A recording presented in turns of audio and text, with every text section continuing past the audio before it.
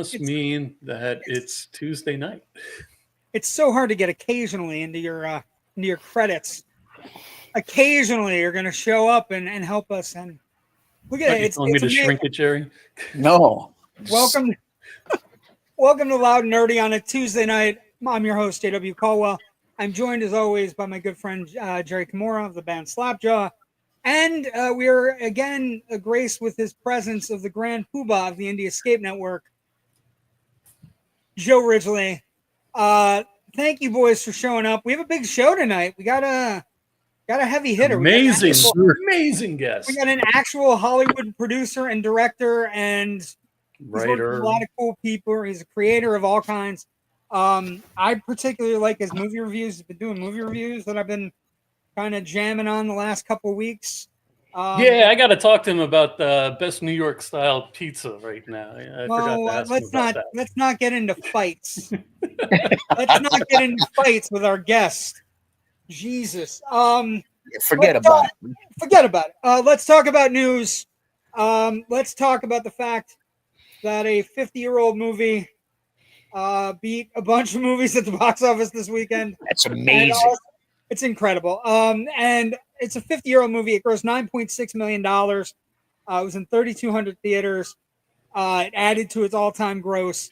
It came in second to Weapons, which, again, is one of the bigger hits of the summer. Little to nothing as I hit the wrong fucking button. I'm out of practice because we've been taking some time off.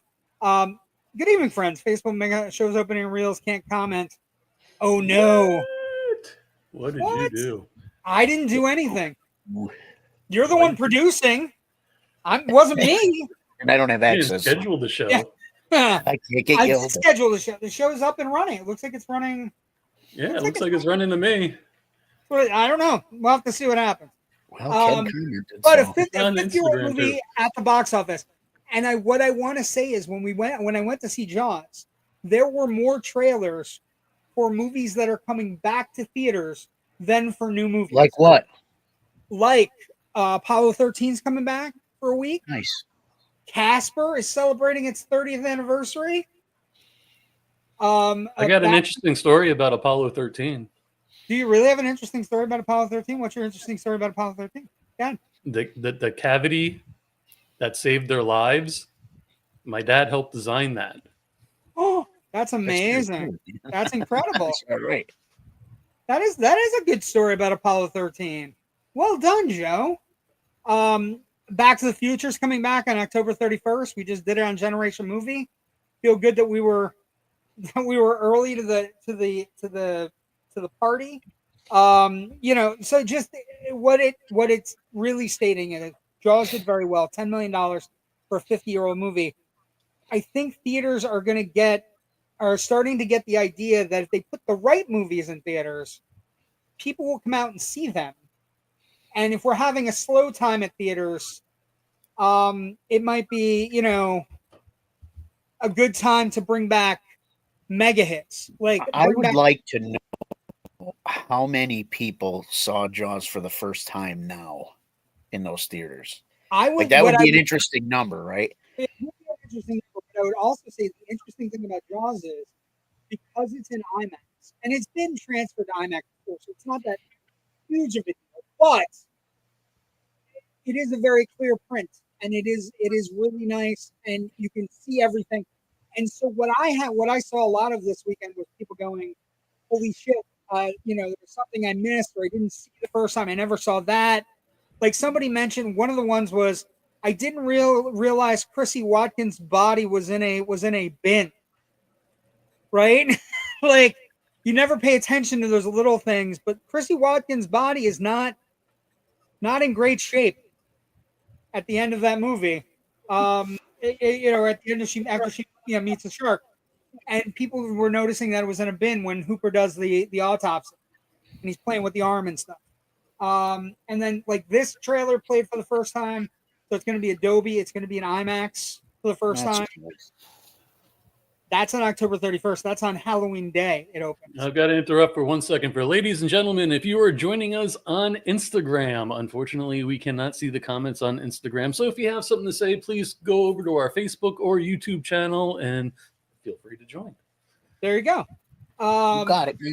You got it.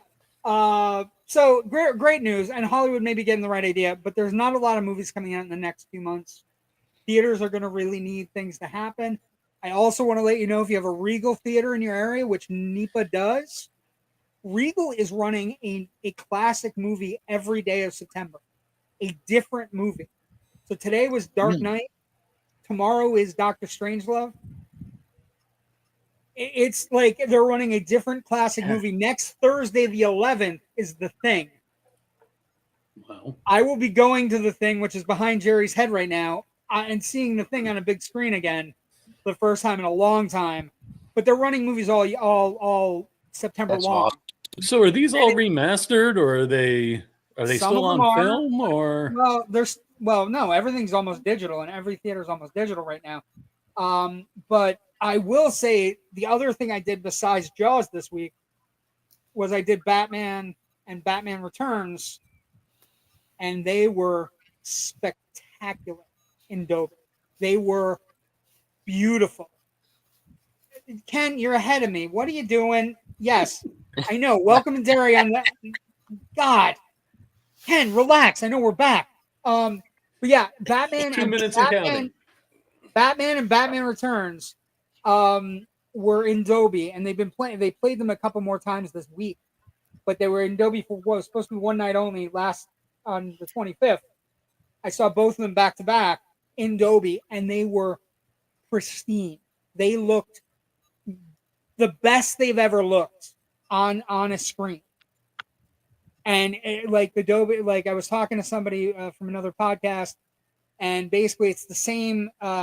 It's the same remaster, 4K remaster they did. In which case there are some problems with the sound for the first one, but it's remastered for Dolby, and he said it looked the best it's ever looked, and I could not agree more. And Batman Returns doesn't scream that often, so getting a chance to see Batman Returns, and Jaws in the same week was a great week off from the show and everything. Like I rewinded the tape a couple years. It was like going back and getting sustenance from a meal like a restaurant you really loved as a kid. You know what I mean? Like it's like getting sustenance for me. But Weapons continues to impress as well. We did have a bit of sad news we do have to talk about. This gentleman passed away. If you don't recognize this gentleman, you should. It's Graham Greene. He's an Oscar-nominated Dance with Wolves actor. Died at the age of 73. But he's one of the most amazing Indigenous actors of all time from Hollywood. Started his career in 1979 in The Great Detective. Made it big in Running Brave, then was in Dance with Wolves as Kicking Bird, of course. Got nominated for an Academy Award, and then has spent the rest of his career kind of like making Indigenous acting actors work. So like he was in Maverick, and he was in Die Hard, and he was in Twilight Saga and Molly's Game and The Green Mile, right? All these great movies. And then he, did a movie called Skins, which is about Lakota Sioux Reservation. He did Northern Exposure. He did Lonesome Dove. And then he made this great show. I don't know if anybody's seen it or anybody watched it, but he made this great show called Reservation Dogs, which is one of the best TV shows that's been on television in the last 10 years. It's just a great show about kids living on a Sioux reservation. And he was in it, and he was funny as hell. And he's just a great American actor. This is the other movie that I wanted to talk about briefly about his career. He's in a movie called Thunderheart with Val Kilmer. It's about an FBI agent that goes and tries to solve a murder on a reservation. It is one of the most underrated and best top 90s movies of all time. And so, rest in peace to him. He was a great character actor. He was recently in Tulsa King and The Last of Us. So he's just been one of Tulsa King is great. He's one of the great character actors of our time. And it just happened to be that he was Indigenous, that he was, that he had, Sioux background. He was just one of the great character actors, and he will be missed. So you think we could cover the rest of the news at the end of the cast? Yeah, it's time to bring our guest on. I just want to get some stuff out of the way. Oh, no! I agree. And ladies and some things. Go ahead, bring the guest on. Go ahead, you're producing. I'm just the host. I'm just the understand. talking head. Ladies and gentlemen, if it's your first time tuning in, please go to our socials, give us a like and subscribe. Only takes a second, means the world to us. We'd greatly appreciate it. And without further ado, let's bring up our guest. Actor, director, producer, writer. I'm sure there's so much more. Mr. Critic. Thomas J. Churchill. Hey, Hey, how are you guys? how you doing? That's the right way to say it, How are right? you? That's the right way to say it, right? Nice. Good crowd. So if nobody recognizes him for some reason, which you should, but if you recall a few years ago, the Indie Brigade, our first network, had the very first online convention ever during COVID. And Church, I believe you were a part of that, sir. I was yes, I was on it. It was pretty cool. It was fun. It was a horrible time. It was a horrible time. We needed things to get us through, and having conventions and doing things and bringing people together, making people happy is what you do and what we do. And we thought we'd have you on our show tonight, so welcome. Hi, Thomas. That's Ken McKernan. Hey, Ken. One of our big fans. Let's talk. Canadian friend. Yeah, he's a Canadian friend. He still likes us. We don't hold it against him. Yeah, we don't. Yeah. I'm an Expo fan. I'm still a Montreal Expo fan. What? Andre Dawson, the Hawk? No, I'm kidding. No. Oh, okay. I thought you were gonna like. The best thing that came out of the Montreal Expos was Gary Carter that went for the New York Mets. Yes, he became a catcher. 1984. Andre Dawson was pretty cool though in the Expos outfit. The Expos. No, wait a minute. I know Church's Jets and Mets. So, yeah. And I'm Giants and Yankees. So, you know, it's crazy. I'm somewhat a Yankee fan. It's crazy that I can't be both. Whatever. In the 90s, when I used to hang out with my buddies back east, they always waited until the Yankee game would finish before they went out. And I was like, come on, guys, let's go out. It's like, oh, the Yankees on. So I sat there, watched a little bit of the Yankees, and I was like, wait, that's an ex-Met. Oh, that's an ex-Met. And that's an ex-Met, because half of the Yankee teams were the ex-Mets. So it was like, so I started liking them both. But if they like a surrogate fan. Yes. Yeah. So you grew up in New York, right? Long Island? No. I was born in Brooklyn, Bushwick, and grew up in Queens, Glendale, Ridgewood area. So I have a question for you. What is, because you're this amazing producer, director, creator, and you have all these things going. You have all these fires in the furnace moving around.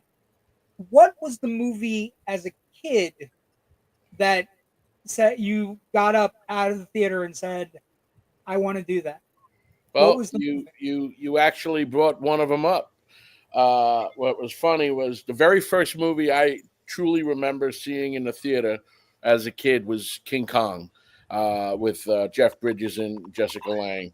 And that was my first introduction to the cinema in the movie theater. You know, my father taught me a lot with movies. He wasn't in the business, but he would show me things and teach me things. And he introduced me to Alfred Hitchcock when, all the movies were playing like on TV. But what was crazy was coming out, watching King Kong. The following year was Star Wars. The following year was Superman. Then we had a little bit of a break. Then it was Beverly Hills Cop. And then it was the 1989 Batman. Batman was the one that said, I'm going to do this. So those 5 movies truly inspired the hell out of me. Something like that. That's amazing right there. And that's great picture. that is a great picture. But okay, so that's interesting. That's an interesting kind of like, because again, I got to see it again a couple of weeks. What was it? Monday. Monday was playing in the theater. Yeah, Adobe. It was great. You started doing stuff. You started doing things really early on, though, right? Yeah, when you were young. I made my first film at call it 16, 17 years old. Depending on, I know I made it at 16, but it didn't come out until I was 17. So it's But that was my first. I made my movies amongst my friends and family, and I ended up convincing video stores at the time to put the movies in the video, in the video store. And I didn't hear you. Come again? What did you film that on? What did you use to film it? Oh, the glorious full-size RCA VHS. Oh, the shoulder deal? The shoulder bag? This is the one I had one of those. It was compact. It wasn't the one where it had the little player alongside of it. This one was actually, oh, it was great. It was the coloring was fantastic.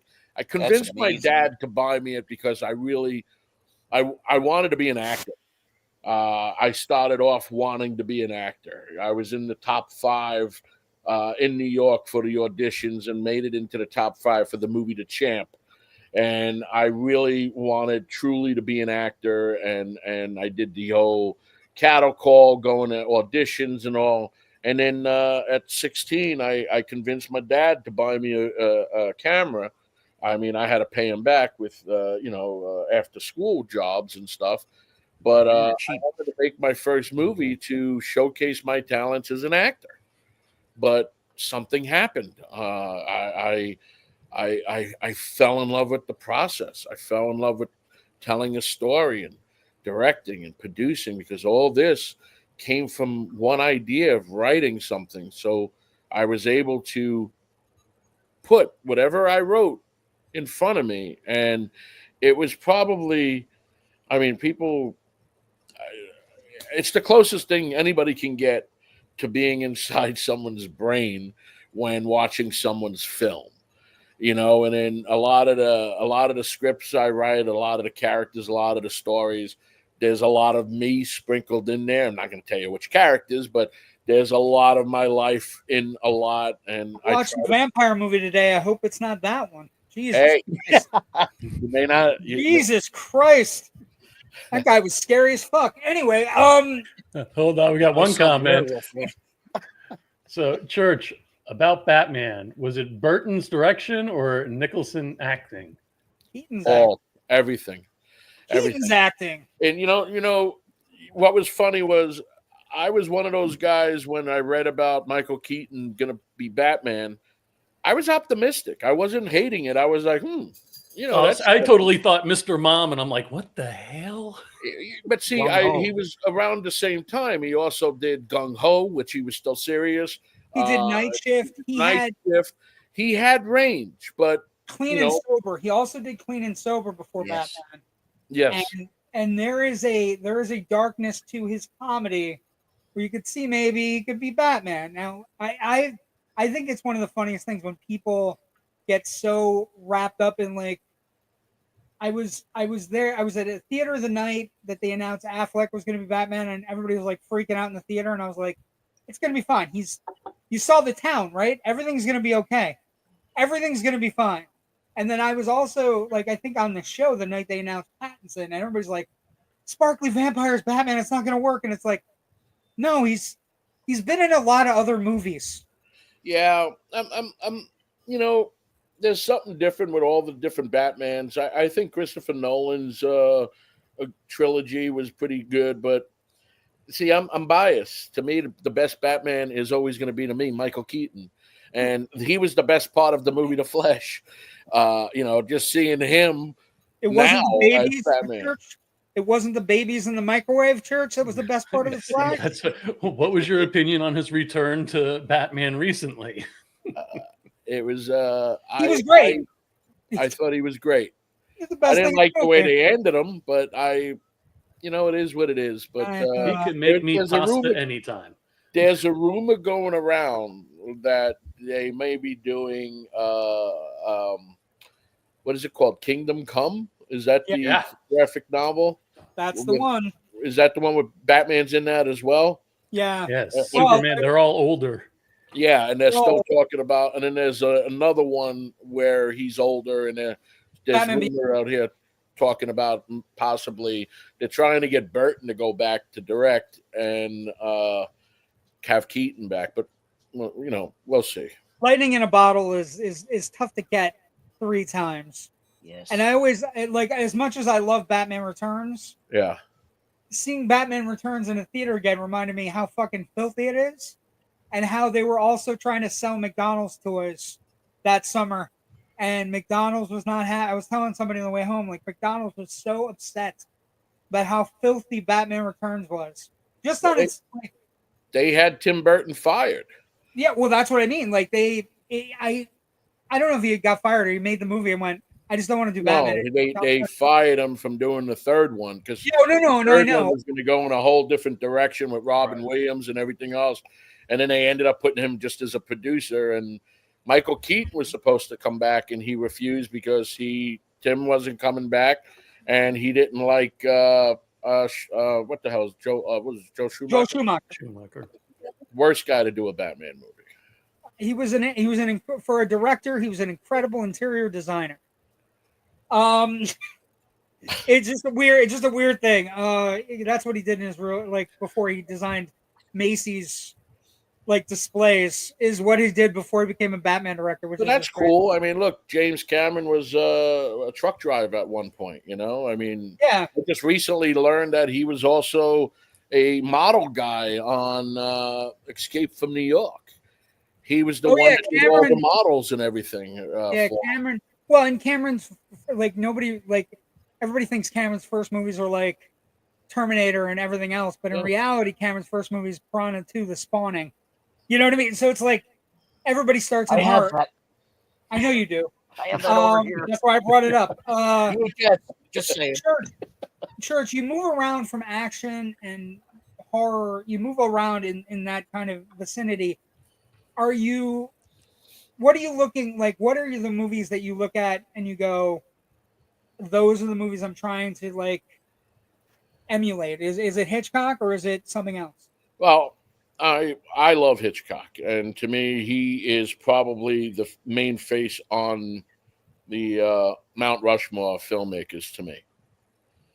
And it's funny, you would have in my Mount Rushmore would be Hitchcock, Orson Welles, Cecil B. DeMille, and Spielberg.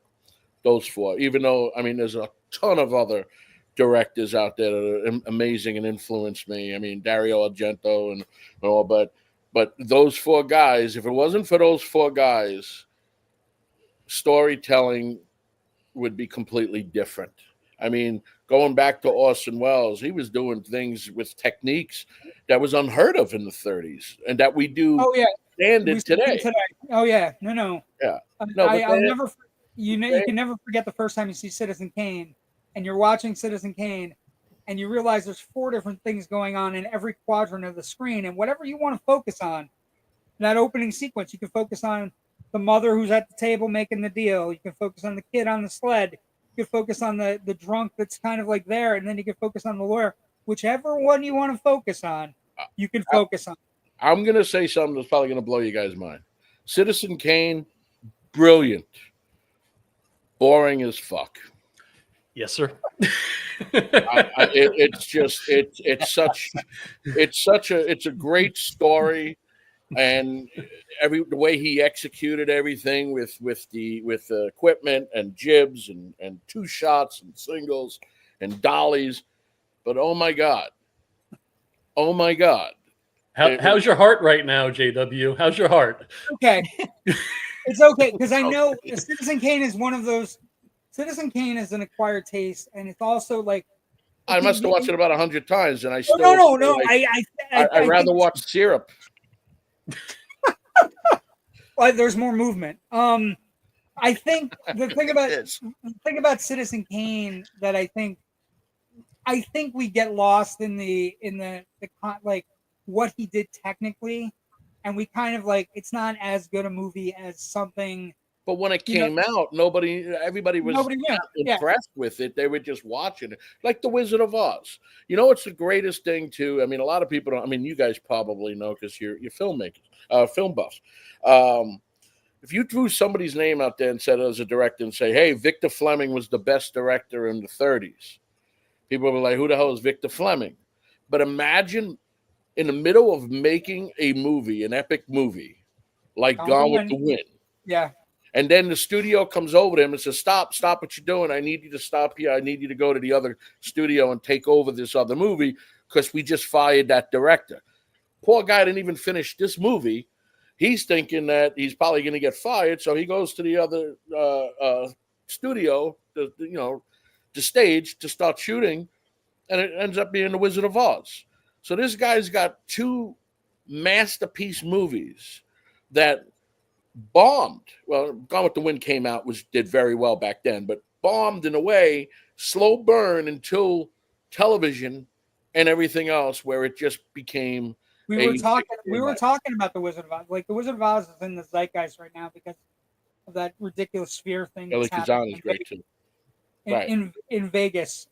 And I think the interesting thing about The Wizard of Oz is I don't think people who are not from our generation, the 4 people that are in the boxes right here, I don't think you realize how important it was to make sure you caught the fucking Wizard of Oz on television every year. And like the Mark every year, yes. What was it? Channel 11 in New York? Yeah. How fucking important it was to be the day your dad got the TV guide that said The Wizard of Oz was on that Sunday night. Holy shit. What a fucking, like, you made plans around it. You're like, we're gonna make sure we have an early dinner on that Sunday. Everybody's got to memorize the TV guide. Yeah. But I think we've lost that with the idea that we can just watch anything we want. I am a little bit enamored right now with being able to go see old movies in theaters. We were talking about it. Regal is running all these old great movies over the next month, the month of September, because I think they realize there is nothing coming out. So we're going to try to make as much money as we possibly can. And I think that might be a way for the idea that Jaws grossed $10 million on a weekend, on a Labor Day weekend in 2025, just blows my mind. That and people were coming out of it just going mesmerized by like how great it was. Not real. I was talking to some kids coming out of the screening I went to, and they were talking about they were young, they were super young. I think it was the first time they'd ever seen the movie, and they were talking about the Quint Indianapolis monologue, and I'm like, written by John Midian. Yeah, well, they were talking about that monologue, and they were talking about like how it didn't feel like a screenwriter, and I'm like, because it wasn't. There's fights about what that. I was like, it wasn't the screenwriter that did it. It was partially, Quint, taking it and making it his own, and he writing it himself while he was drunk out of his mind, where he was like writing little notes to himself about how to do the speech and how he wanted it done. There's so much controversy about it. They didn't know about the controversy. Right. They were like, it's the first time we'd ever seen it. And I was like, with Jaws, I mean, if you think about it, $10 million is great to knock out these other movies and for a 50-year-old movie. But if you think about it, all the hype that they've been doing over the last few months about it coming out, it probably should have made more money. But $10 million is still, it's the end of the week, so we'll see how long. Like Labor Day weekend, people going in, But to answer what you stated, the speech, there's a few things out there, a few rumors. One of them was there's a backstory. Supposedly, Robert Shaw's. I don't know if he was actually in the service, but he was, from what I heard, part of the USS Indianapolis. And when Spielberg heard about that, when they were doing it, he wanted a speech like that. So he turned to director and screenwriter John Milius to write something, and he ended up writing 11 pages. And the other guys, Richard Dreyfuss and Roy Scheider, did not know about all that, how many pages it was. They just gave it to Robert Shaw. He memorized it. That's why at one point when he's telling the story and the camera is going on them, they both look at each other like, are we going to call cut? Where's he going with this? How far is really this going to go? In their eyes that they it's definitely there. But it's fantastic. It's still a fantastic film. I mean, there's things with the anniversary, the way they dubbed everything, the Dolby and all. You hear things more on the big screen than I never heard the line about when Richard Dreyfuss was opening up his shirt, and Roy Scheider says, "What are you going to show us? Your sweater?" I never heard that. I noticed a couple. Yeah, that's a great line. I noticed a couple things. Like, this is going to sound weird, but Pippet, the dog that everybody thought that the shark ate, Yeah, Pippet's he's on the bridge as it's tracking when they go from one scene where they're going from running from the Pippet's sitting on the bridge.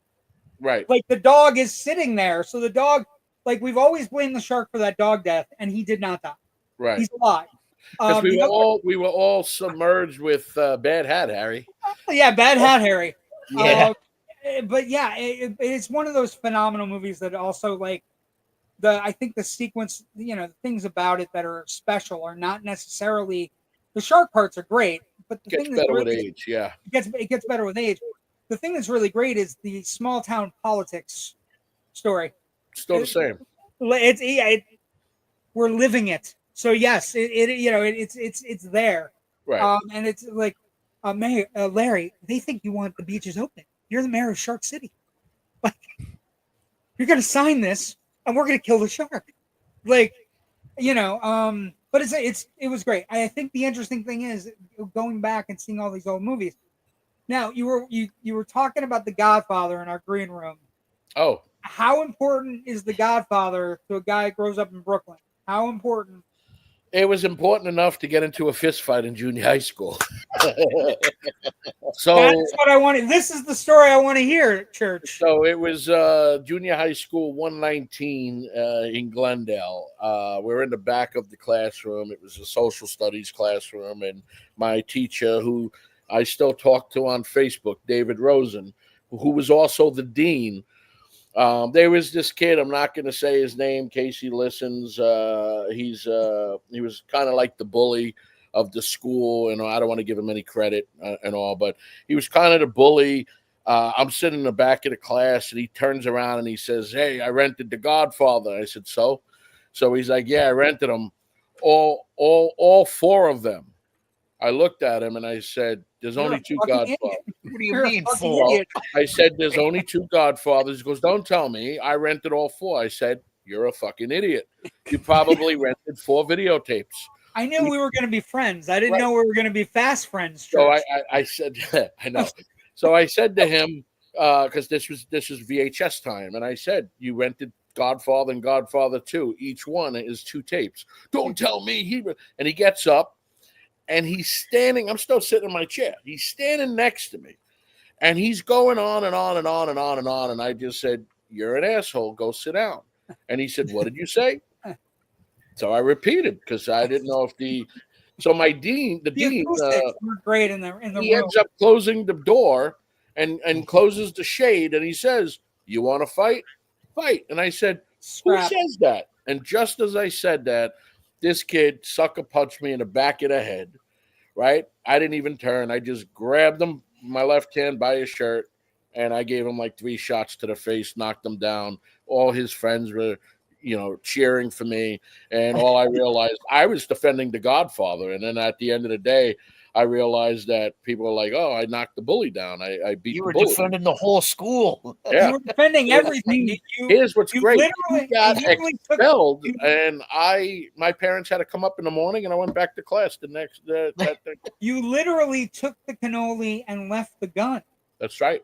And in But the these were the background, guns. all the These were the teachers guns. and These all were the teachers are guns. going, Yeah. They gave me the slow Thank cap. God. Yeah, thank God. I opened the It door. reminds I me of- saw Ducky, and I saw lady.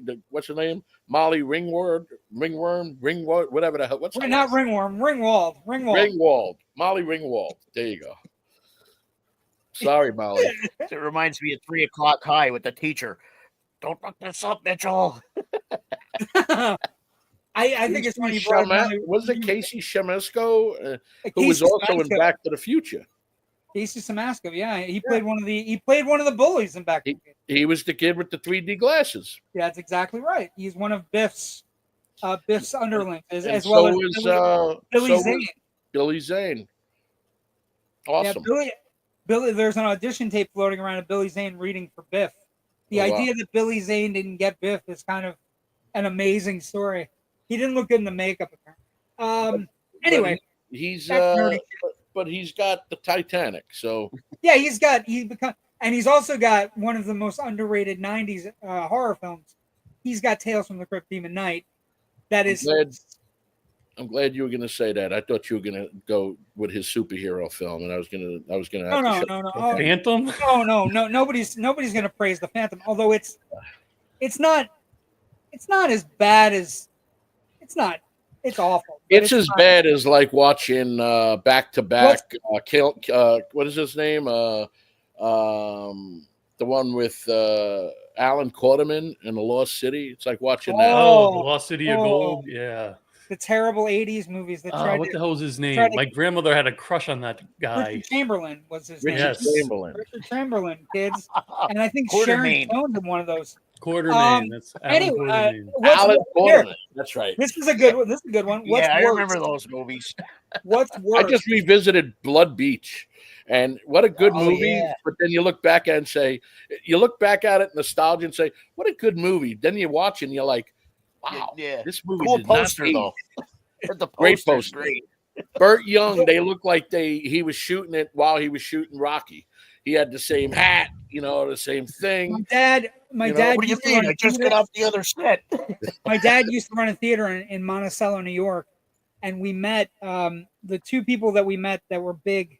First off, Joe Turkel was from Monticello, so I've told the story on the show. But Joe Turkel, my dad knew from St. Valentine's Day Massacre. Like he was, character actor.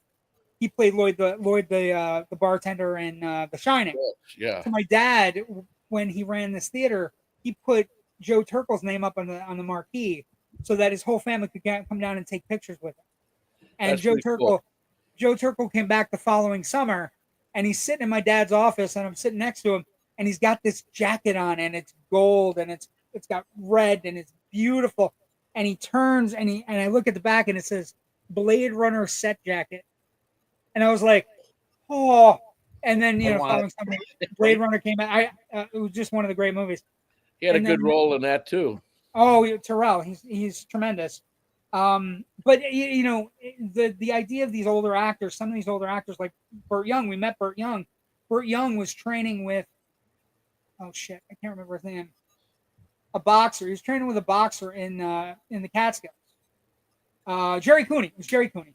I met Jerry Cooney. Jerry Cooney. He used to live in Northport. Yeah, it was when Jerry Cooney was training to fight Larry Holmes. I met him right before he fought Larry Holmes, and then I don't tell everybody I met him. Then it was kind of over really quick.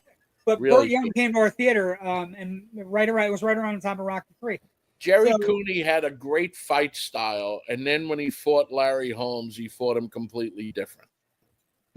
It was kind of like going back to Rocky II. Yeah, it was weird. It was completely different, and then that's probably why he got his ass handed to him. But Larry Holmes had a killer jab, so Larry Holmes that's all he really had though, was the jab. But let's talk about somebody that you've worked with that I'm curious to find out if he's Anson Williams. No, Anson Williams is fantastic. I watched your Potsy interview. The Potsy interview is one of the coolest things I watched with you in this preparation for this episode. I was going to ask you see him in our next film, this Three guy, Full of Pigs. Hey, buddy, my buddy Bill.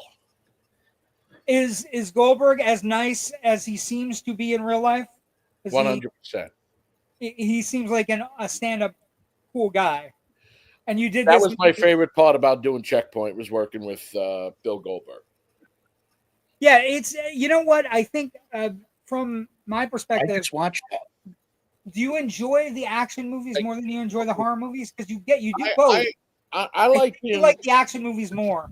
Well, to end, I guess it goes back to one of your first questions that I probably didn't answer. That's okay. I love doing thrillers.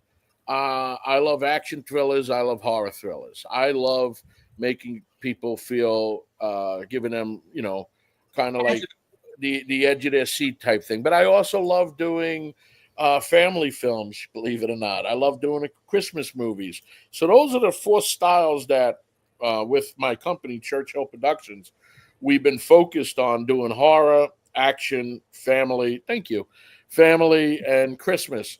And what's crazy is we have a project that we are in developing. It's like it's a raunchy romantic comedy, and that'll be my first romantic comedy. Well, I consider Night Carnage a romantic horror film. But you got werewolves and you got vampires. But there's a lot of humor in that too. Always werewolves and vampires. Yeah. Why can't we all just get along? Yeah. It's like Big Freaking Rat is like a big comedy. Big Freaking Rat reminds me so much. There was an 80s Stephen King movie that came out called Graveyard Shift. Oh yeah. It reminds me so much of that movie. Is it that bad? No, it's not. No, I didn't mean it like that. I Don't feel like that. Listen, I have to tell. I enjoy Graveyard Shift. But let me explain something to anybody that's listening out there. Filmmakers do not set out to make bad movies. As a filmmaker, we have every intentions of creating what's on the paper and putting it out there. Unfortunately, there are times where the powers that be and people you're making movies for, or studios, or whoever it is, there's a lot of hands that go into that cookie jar when you're done. And sometimes it is, sorry, try to be. No, you're you being, want to get in the fight with that bully, right? You're being diplomatic. Fight with the bully. Sometimes it works when other hands are in it, and it can kind of tweak a few things. And then sometimes people put things or do things in the film just to let you know that they're the boss. Yeah, and you walk away scratching your head, say, "No, why is this here? Why is this scene here?" Don't lie. You walk away saying, "Son of a bitch." Well, moving forward with the next slate, there's only two Godfathers. There's only two Godfathers. Actually, is only two. Well, actually, the last. Did you see the Godfather Coda? The Coda was actually really good. It is still the weakest Godfather, but still fantastic. Right, it's not as bad as the. Is that the one that merges all three together? No. They did that on television. They did that with the two of them. And HBO did three of them too. It's kind of like saying Indiana Jones and the Dial of Destiny. The first 15 minutes was fantastic. Yeah, I don't hate Dial of Destiny. I'm an Indiana Jones guy. I was my first real. The CGI sucked. But if you're going to de-age him, if you're going to de-age an 80-something-year-old man, you need to play with the voice too, because young guys don't sound like this. They don't sound grumpy.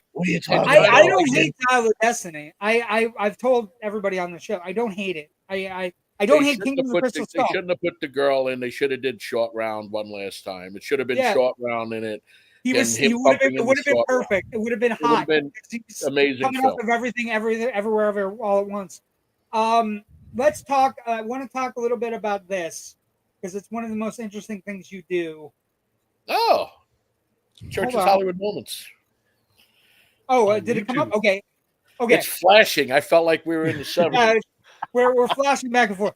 I also want to talk to you about. I've watched. Okay, so I do this show on Tuesday nights where we act all nerdy and talk about stupid things and fight about things and do all kinds of stuff. But I also do a movie on Monday nights on the network called Generation Movie, and we go in depth on one movie a week, and like we pick things and we go all over the place. I enjoy your reviews of the recent movies. You have 4 or 5 up. Right. And you had a really good review of Longlegs that I really enjoyed because I thought you got the movie, and I don't know that everybody gets it. So that's good for me. Because sometimes when I'm watching movies, because I watch with such a I was raised on, learning everything, knowing about movies. I watched Lawrence of Arabia with my dad in 70 millimeter when I was 10. You know what I mean? So like, I'm like a crazy person. And so what I enjoy about your film critiques is that you actually you and I have similar things. The idea that Nicolas Cage is the most terrifying he's ever been on screen in Longlegs. I love that you got that. And I love that, it's a sing-songy performance. It's a really crisp. I loved him. In that. I thought the movie was good. I mean, there could have been a few things where he could have went more in, but overall, listen, Osgood Perkins turned out to be a pretty cool horror director.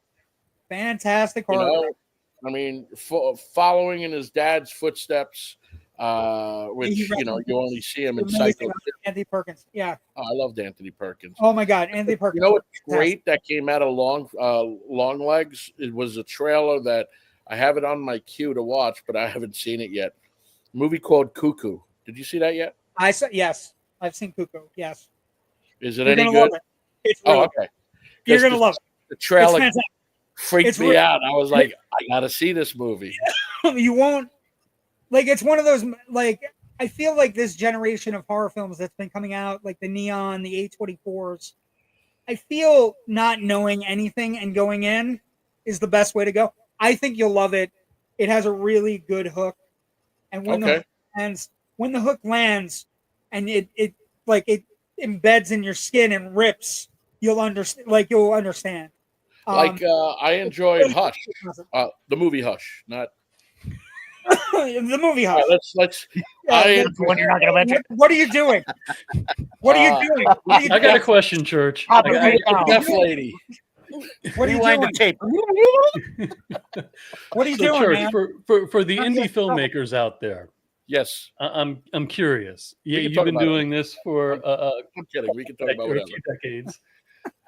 Did you run into more drama and backstabbing in your indie career at the beginning, middle, or where you are now?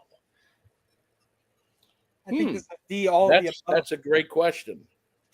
Because sometimes it's been getting bad out there. Sometimes our true enemy does not show their face, but you feel their dagger and you know where it's coming from. I think as you get a little bit of success, you get a lot of drama. But the great thing about our company and what my partner Alexandra Zurich Hunt and I do is we vet out everything and we work with special groups.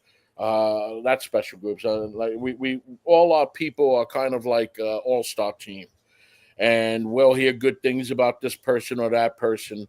The minute there's drama on my set, we cut it and we move forward. We move on because, for a short period of time, we're all being creative. I don't need he said, she said crap. So at the minute we got that, it's gone, it's done. They're either talking to or released, and we find someone new.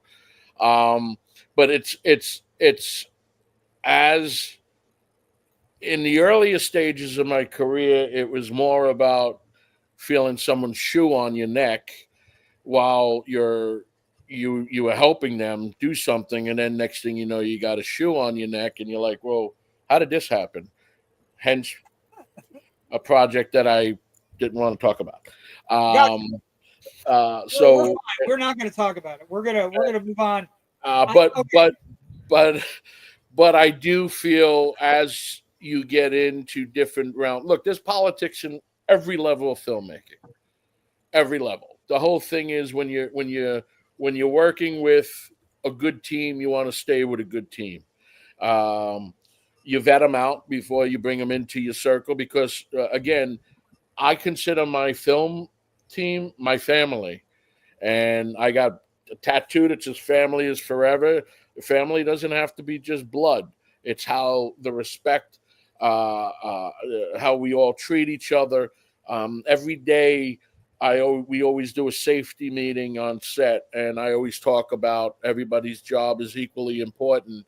It doesn't matter if you're a key PA, or the executive producer or myself, everybody's job, we're all here to make a particular product. So everybody's job is equally important. So the respect factor will be present at all time, because it just takes one to start rocking the boat. And I don't agree with that. I think a happy set has a great outcome, and then people like to go to work. They want to work with you and stuff. So I look forward to that. Anybody that has, you hear about drama or this person and this person and this person, a lot of the drama you would hear with me is either I didn't hire someone, didn't work with them, cut them off, or whatever. And then I'm going to tell you this right now from us. Yeah. The three of us understand exactly what you're talking about. Oh, yeah. Oh, you get from the same generation. Did you get the same shoe? Is it the same shoe? It's probably the same fucking ballpark. Like, it's probably the same game, but it's one of those things. The only thing Listen, at the end of the day, you just continue to do what you love, Right, and all you have is yourself. All you have is your integrity and your thing. And it hits closer. It hits closer than we would like. The three of us would like to admit at any point during this. I just got interviewed yesterday from a great guy who's has a show in Ireland, and one of the things I said to him is, your first audience is you, so you got to kind of make sure everything starts cool here. Whether it's, how you're going to do things, you set the tone with you. How you're going to write something, how you're going to shoot it, how you're going to direct it, how you're going to tell this story. And then as it bleeds into the production, then everybody else sees the tone that you set and they respect it. So it's all about, again, integrity, respect, and just, trustworthy people. That's what I look for when I'm working with people. I love that. Quick question for you. Sure. One of the other reviews, doesn't have to be quick. We got time. We got time. The other review you did that I found fascinating. Is it the pizza one? I want to know what the pizza one was. I got to go watch that. Ask your question about the pizza. Do your question about the pizza so I can talk to him about important stuff. Well, no, I can't. I don't want to. I got to go watch Pizza's it. Pretty important. Else has to go watch it. Make sure you subscribe too.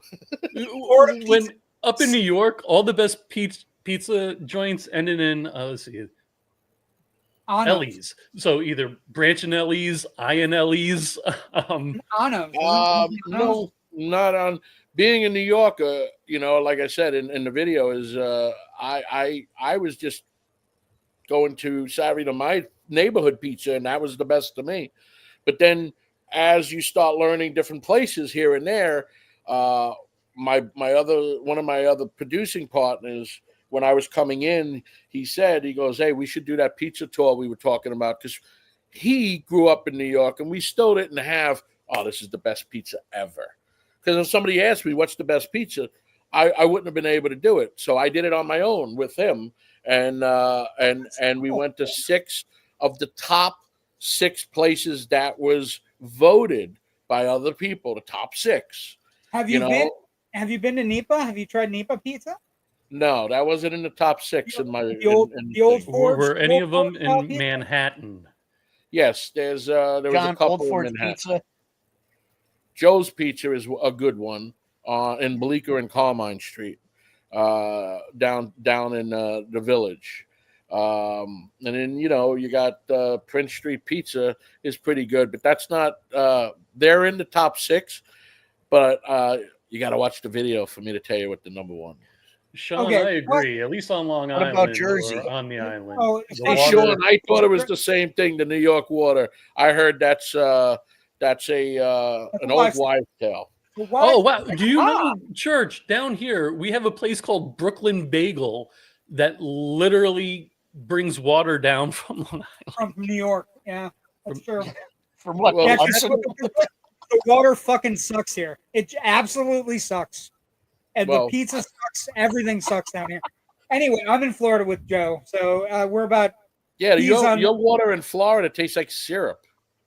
It tastes. Now it tastes like chlorine. But man, I have a well. You did a review of Beverly Hills Cop 4, Axel F. Oh yeah, right? Can I ask a question? Yes. This Netflix thing where we're not releasing movies to theaters is boggling my mind. Yes. I know they just want to stream stuff, and I know Eddie Murphy signed up with some of these streamers. But we were talking about it 2 weeks ago. Eddie Murphy is one of the few bankable people on this planet. If you want butts and seats, you release Axel F to theaters. You release The Pickup to theaters. Even if it's semi-good Eddie Murphy, it's still better than half the stuff we're getting. Coming to America 2. Coming to America 2 was fine. It wasn't as good as the original, and nothing's going. To answer your question, I got a chance to see Beverly Hills Cop in the theater. Axel F. So I was able to see it in the theater, and I actually got to see it with the guy who directed it. It was one of the things, one of the perks about being part of one of the guilds. You get to see, movies in the theater or private screenings and all. So I was able to see that in the theater and The Irishman in the theater. And The Irishman, I'll never get that time back. I wish I would have watched it on that show. That's another thing about the going back to de-aging. De Niro looked great, but De Niro, the hell out of the guy on the floor, it looked like an 80-year-old guy kicking a young guy on the floor. Here's a trivia question for you guys. Yeah. So there's a church, St. Matthias Church, that's in Queens. It's in Ridgewood. It's on Catalpa Avenue. There's 3 film companies that shot there. One of them, they cut the scene, so I don't even talk about it, but it was a scene in the movie The Dogs of War that had Christopher Walken in. So they never shot it. So 110-year-old church, there's only 2 directors that ever filmed inside that church. Myself with The Emerging Past, and Martin Scorsese with The Irishman. That's interesting. It's kind of cool. That's cool as hell, man. That's super cool. Okay. So one of the things before we let you go, one of the things we do with our guests. I'm having fun. We can stay longer. No? Okay, that's cool. That's fine. Okay, so I'm gonna have to ask some questions now that I'm curious about, because we have a lot of mutual friends and acquaintances. Sure. So, do it. Jimmy Starr and Ron Russell. You have a good relationship?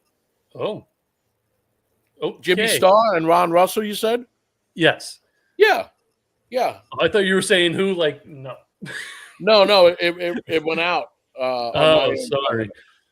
Ron is in Big Freaking Rat. Good guys. They have a show as well that we're all fans of. What else I see pictures of? Marilyn Gigliotti from Clerks. Saw a picture of you with her. She's a friend of our show. She just moved back to the East Coast. Marilyn. That's right. Carolina. That's right. And so there was a picture of you hanging out with Hellboy, man. Ron? Yeah. I was fortunate to direct a tiny little short for a friend of mine who was in a movie Nation's Fire that I did, and she wanted Ron. She said, "Are you okay if I ask Ron to be in the film?" And I said, "Ron who?" And then she said, "Ron Perlman." And I said, "I'm okay. Is he going to be okay with me?" I mean, your immediate response should have been, "No, fuck Ron." Yeah. I didn't like Beauty and the Beast. Fuck him. No. I thought we do like him as Hellboy, so let's not fuck around. I did like him in Sons of Anarchy too. He was great in Blade too as well. We had a cigar together. He's a good guy, nice guy. Would I work with him again? Probably. Maybe a few people at a checkpoint I may pass. but not Goldberg. I would work with Goldberg tomorrow again. What are you? So you're working on a raunchy comedy. What else are you looking? Well, I didn't write it. It's in development with our company that we're working on. But we have two films that There's two films that are set to come out. They're kind of like finishing up from a group I was working with. One of them is kind of like one of my favorite films that I've done, called The Salem Chronicles, and I'm hoping that when that comes out, it still looks like how I left it.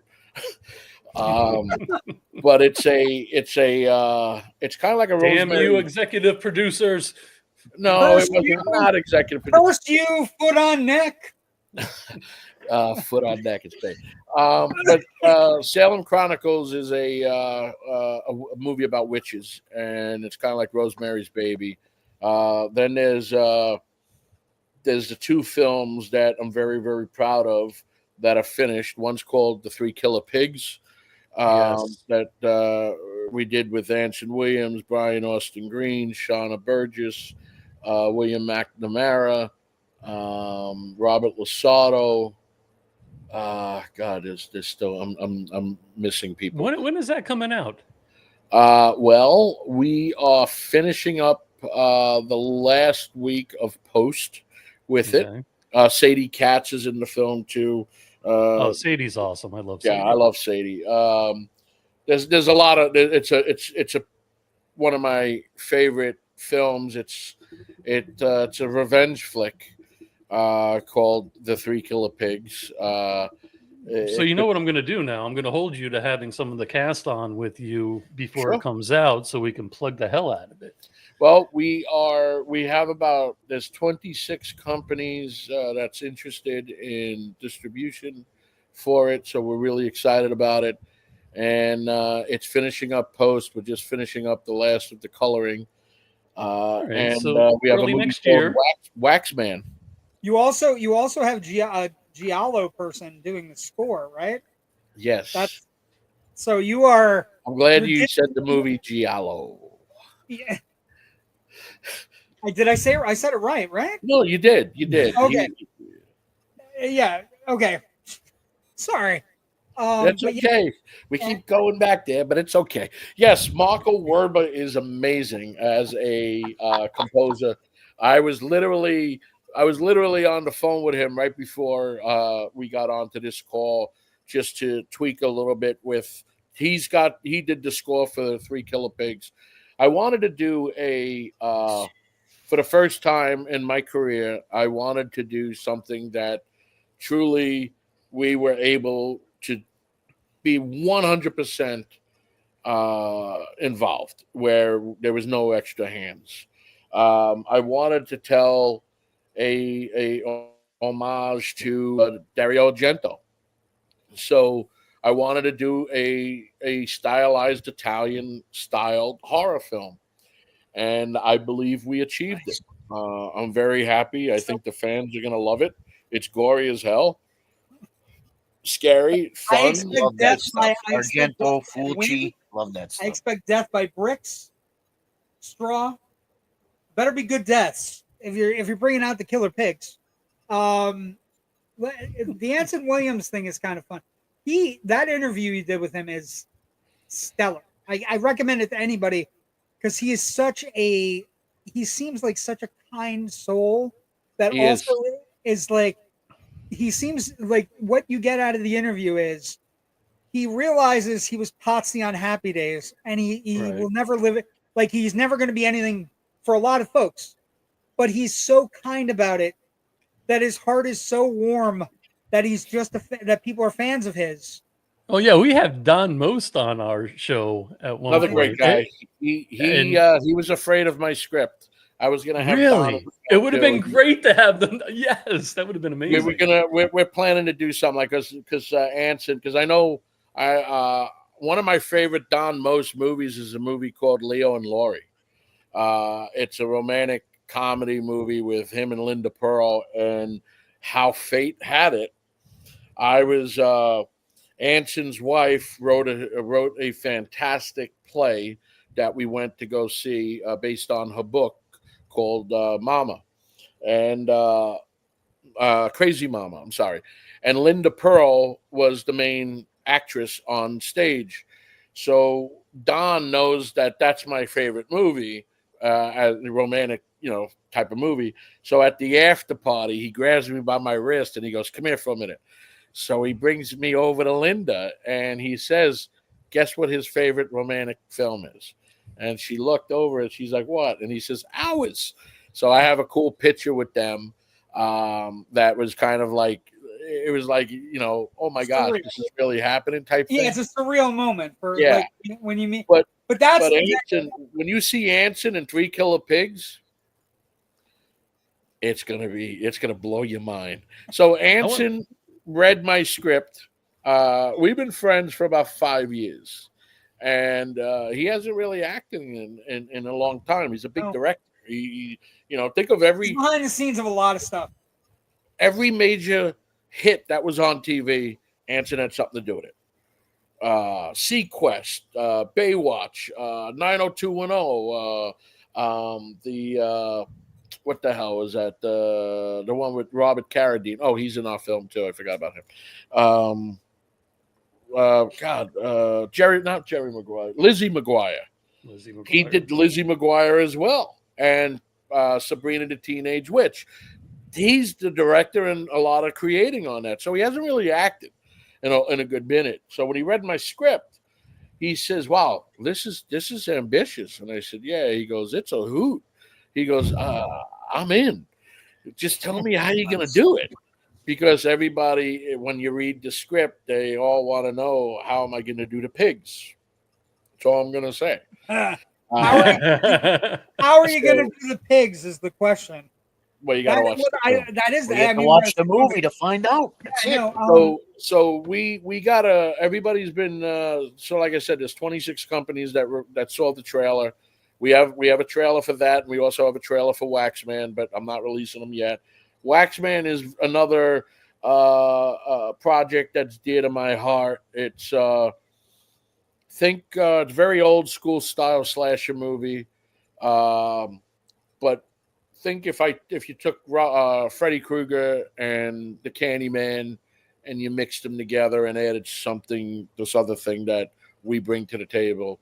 It was a fun film to do. Both movies are planned to be franchises, so we're pretty excited about it. And we got Frank Stallone. I got a chance to direct Frank Stallone in Waxman. So is he going to do any singing?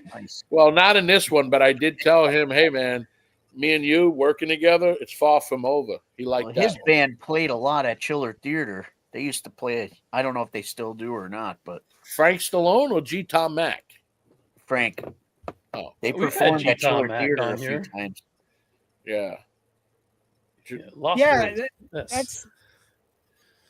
That's it. I think it's a G. Tom Mac. That is interesting. So I got a question about. Go ahead. Oh, sorry.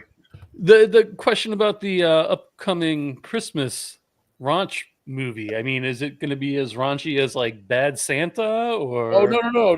It's a romantic comedy. It's I thought you said a raunchy romantic comedy. No, it is. So 3 Killer Pigs is a Christmas movie because it's set during Christmas time. Oh.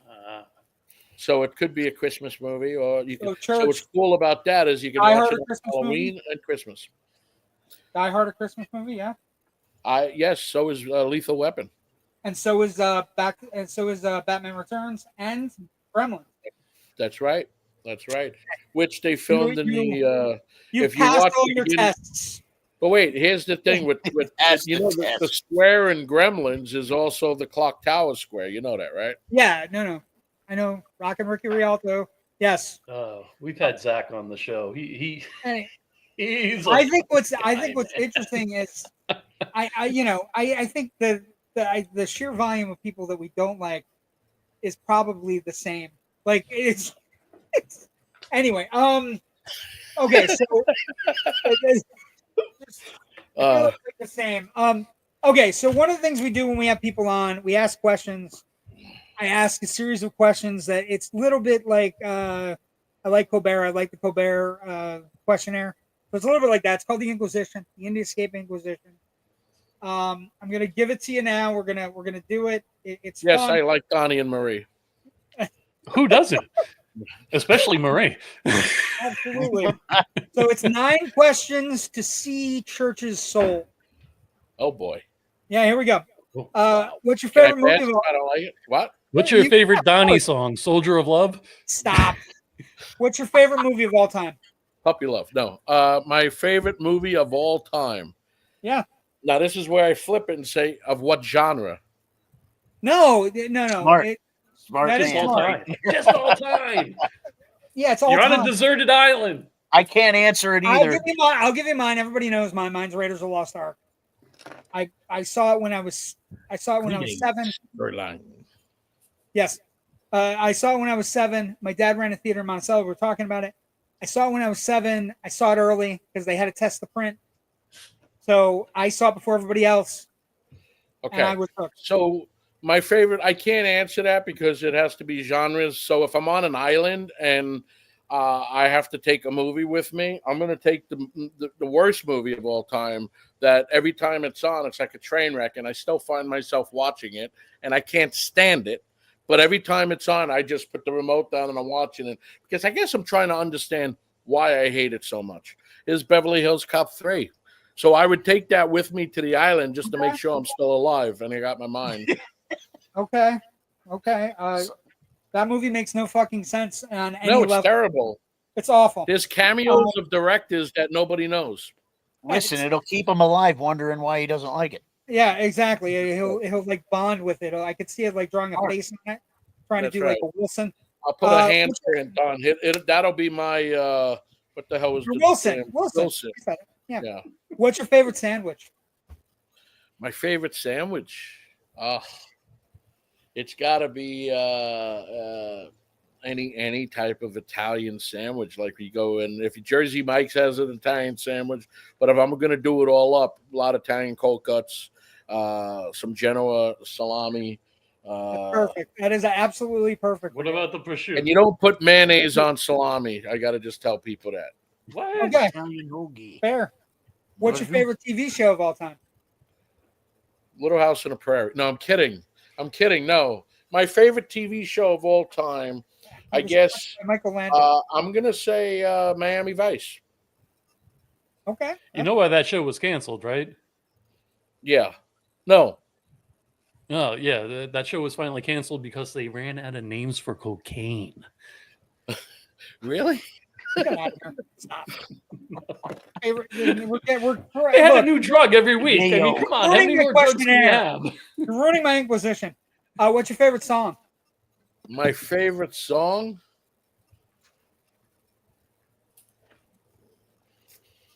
Can I get back to that one? Let's go to the next. We'll go back to that. We can come back. What's your favorite curse word? No. You know what? My favorite song is Sinatra, My Way. My There way. you go. What's your favorite curse word? Am I allowed to say it here? Yeah. Fuck yeah, you can. I'm sorry if anybody's listening, but it has to be. It's the C word, but you got to put the F word in front of it. Okay, so just say fucking cunt then. That's what it is. Okay. Everybody could be. Here's the cool thing about saying fucking cunt. It could go to anybody. You could go to anybody. And you're also. There are so many fucking cunts out there. It's you crazy. also there is, and you can also you're also trying to nurse relations with the UK when you say it because they say it all the time. They say way more than we do. Right. It's not exclusive to people. You could call that to inanimate objects too. Yeah, everything. Okay. I wish I was story in about the actors studio because I would have loved to have told James Woodson that. That's what I'm saying. What's your favorite smell? My fart. No, I'm kidding. I'm really kidding. No. My favorite smell. I love the smell. It's crazy. I love the smell of gasoline and tar, and also fresh bread. Those are Okay, my so Church. Two out of three of those are really weird, man. But I like the gasoline, smell I of think regular gasoline. gasoline, not Yeah, unleaded. gasoline. Back in the day, not unleaded. regular gas smelled like almondy. What is your least favorite thing to hear? Sound wise, No, it's a thought Oh, question. when an What's your actor least- tells me that their character, they don't see their character doing a particular thing that I wrote, and I was like, you know what? I wrote down. burst the I'm going to tell character. you point blank. I wrote down he's going to say something about an actor's ego or something. Like No, just something. I love actors, but it just one of my pet peeves is when an actor does tell me, because it happens quite often where I don't see my character wouldn't do that. It's like, bro, I wrote your character, I birthed your character, so your character would do that. I'm telling your fucking character would do it. Now get in the fucking scene. Now get in there. What is your favorite fictional character? Doesn't have to be a movie. It can be anything. My favorite fictional character, I guess it would be it would either be Indy or James Bond. Okay. It definitely wouldn't be Sheriff Church.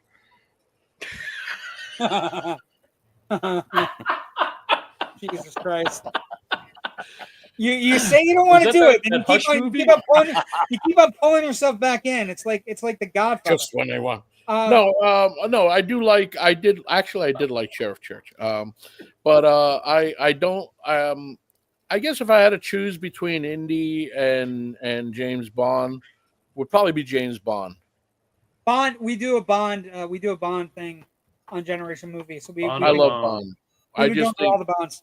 I don't like what they're going to do next, but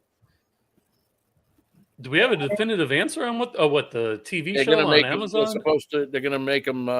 They're supposed to be going a lot younger, so it's definitely gonna be a much younger actor. But I do like Denis Villeneuve, right? I like him as a director. Jamie Bond. I do like that they got the writer, one of the British writers that's really good. But now think about who you think, because ultimately it's the director's choice as well. So if who do you think he's going to pick? I don't look. I think it could be something as weird as Holland, but Holland. No, I think if it's up to him, it's going to go with Timothée Chalamet. No, I don't think it's going to be Chalamet. He just doesn't fit it. I love him, but he doesn't fit it. I'll tell you who would be a good Bond would be the dude that they kind of pulled him out from being Superman. What's his name? Henry Cavill. He'd be a good Bond. Cavill would be a good Bond. Cavill's there's an audition tape out there for him for Casino Royale, where he's doing the scenes that Craig eventually did. He's not bad. I think he might skew a little older. To me, Daniel Craig is equally as Sean Connery. He proved himself. Craig and Connery are interchangeable. And like I grew up in Roger Moore Bonds. I was going to say, then Roger Moore and Pierce Brosnan to me are together. What's his name? Dalton was a mistake. Yeah. He was the ugly Bond. You know who was good? Who didn't only got one chance? Lazenby was good. It just. But you heard what happened to him, right? Yes. Go ahead, tell the story. How about Remington Steele? Yeah. No, Lazenby. Well, because Sean Connery left and he wanted more money, and they ended up they cast Lazenby, and this guy went through all his money because he was so excited that he signed a multiple picture deal. So he just blew through everything, and then they did one movie, and then right after that, while he was making that movie, Connery came back. So imagine the guy just wrapped the film, and they said, you know what? And it's a good Bond. By the way, like it's a good Bond. It's a solid Bond. They should have stapled his ears to his head, though. His ears stuck out for James.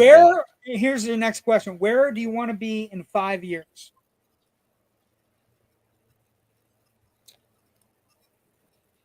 Of course, I would be on the Indie Escape Network. You like that one? No, my answer would be on a deserted island with a few hot blondes. But you had me out of court. with Beverly Hills Cop 3. No, I would be watching Beverly Hills Cop 3, still trying to understand why they made it. What the fuck happened?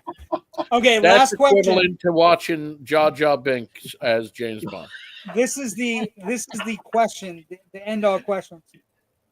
It's a binomial choice. The Munsters or the Addams Family?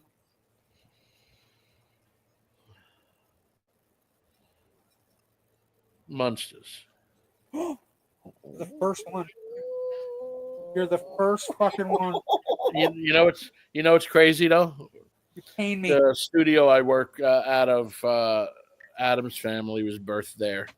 So they shot the original Addams Family there, and the first 2 years of I Love Lucy and Mr. Ed and Lone Ranger and Petticoat Junction. It's pretty cool. But I do like the Addams Family. But it was just something up. I kind of grew up more with the Munsters. It was, I guess I had I loved Marilyn in it, and I always wanted everybody wanted Marilyn. Like, why is she not Eddie Munster's toy, the little Wolfie doll that he had. The werewolf. Okay, so Church, where can people find you? Where can people find about your movies, Three Little Pigs? Where can people find Killer, not little.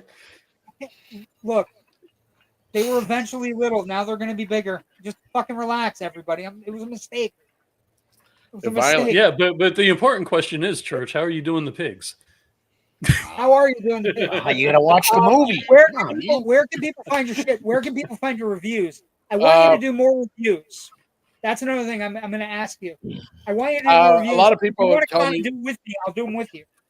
So they can go to Church's Hollywood Moments on YouTube, hit the subscribe button and the notify button, and then you'll get notified every time I put up a video.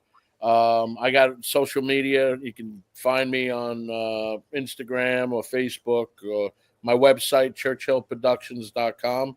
What a quicker thing is, I don't know what people always go on, so just throw my name in Google and everything comes up of where you can kind of check me out at. What's the best movie you've seen this year? What's your favorite movie this year? Do you have anything I just watched a movie that I missed in the theater, and I just watched it last night, and I thought it was really good. It was well made. There was maybe a little section that I was really critiquing, but then I learned one of my guys was the makeup artist on it. So I called him. I was like, bro, where'd you shoot this? He's like, down the block. And I was like, oh, shit. There's a movie called Push. Did you see that? I have not. I've heard of that. It's a pregnant realtor. It's a home invasion film. And the writer is pretty clever because the name of the real estate company was Hitch and Wand. So it was kind of a little tribute to Alfred Hitchcock and James Wan. But it's about a pregnant woman trying to, she's a realtor trying to sell this house. It all takes place in one day. It's up there with, like I said, if you ever seen the movie Hush with the deaf lady that was writing, it's kind of has that feel a little bit, that suspense feel where, the guy's with her. You see him, and you're like, turn around. But it was done. It was done really, really well. He's in the house. Yeah. Paul's coming. I think it's on Apple. It's Apple TV. Alicia Sands. Actually, no. Amazon. No. AMC Plus. Shutter or AMC Plus. I know one thing I'm gonna do. One thing I'm gonna do when I'm watching your movies. Next time I hear somebody say that favorite curse word of yours, I'm going to know it came from you. That's amazing. I'm going to know right where it came from. And I'm going to laugh. As soon as I hear it, I'm going to be like, there it is. I love saying it. You can listen when you're driving and somebody cuts you off, bam, it's good perfect. Spot. When you're standing in line, or you ever go up the escalator and there's always someone that when they hit the top, they all of a sudden they get fucking cement shoes. They don't know where to go. They're just standing. Cement It's like, bro, shoes. you gotta walk. You gotta walk. You gotta walk. Cement. It's the same people. Those are the same That's a people that get Godfather stuck thing You to go to say. a fast food restaurant like McDonald's, which I can't eat no more. But if you're standing and you're always looking at the one guy is looking at the menu, it's like, bro, nothing changed here in 20 years. You know, it's the easy. same Order a stuff. cheeseburger and get out of the way. Just, you know, get the hell Big out. Mac, you know? come on. Get the fuck out of my way. White Okay, Castle. so I don't know how important, I don't know how timely you have. We do a couple segments on the show that we would love for you to stay for, but if you can't, we understand. Listen, I'm all yours. My schedule's with you guys right now. Okay, well then you're in for the pound and So fuck. much for leaving. Come back for more. Yeah, I like that he's saying. First thing we do Wait, it what came are from we Jerry. pounding? I heard you say something about pounding. What are we pounding? You're in for a penny, in for a pound.